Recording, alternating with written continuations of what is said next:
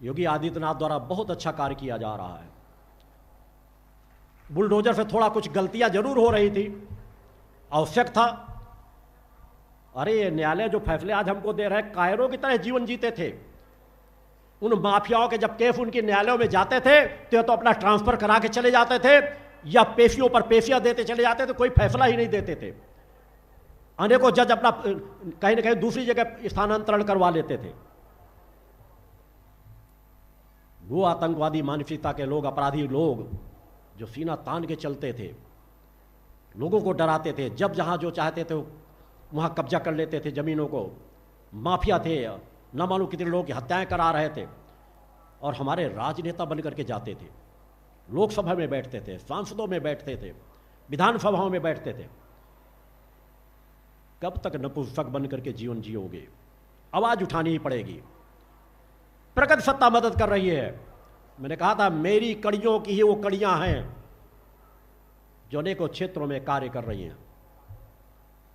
योगी आदित्यनाथ द्वारा बहुत अच्छे कार्य किए जा रहे हैं, उनके कार्यों की सराहना भी करना चाहिए। जितने माफियाओं को समाप्त कर दिया, किसी दूसरे की औकात नहीं थी।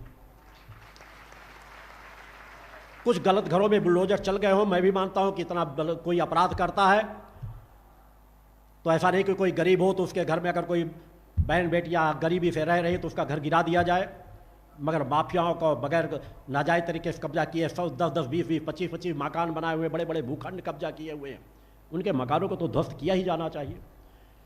मगर ठीक है, अगर सुप्रीम कोर्ट कोई रोक लगाती है तो हमारे पास भी एक दूसरा रास्ता है। लंगड़ा अभियान चल ही रहा है उत्तर प्रदेश में कि चलो मकान नहीं गिराएंगे तो हम तुमको तो गिरा ही देंगे।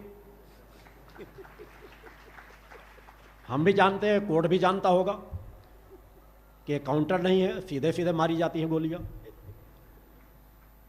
मारना भी चाहिए कि कौन सुधारेगा फिर इनको? मकान भी उनके नहीं गिरा सकते, उनको गलत तरीके से और दंड भी नहीं दे सकते, तो कम से कम पैर में तो गोली मारी देना चाहिए कि एक पैर तो नष्ट कर दो कि दोबारा अपराध करने योग्य न बचे। एक एक गैंग 5-5, 700 लोगों को शूटरों के गैंग बने हुए हैं। थोड़े थोड़े पैसे के लिए जब जिसको चाहते हैं मरवा देते हैं। दर्जनों नाम आप उन गैंगों के जानते होंगे, कौन करेगा इनका खात्मा?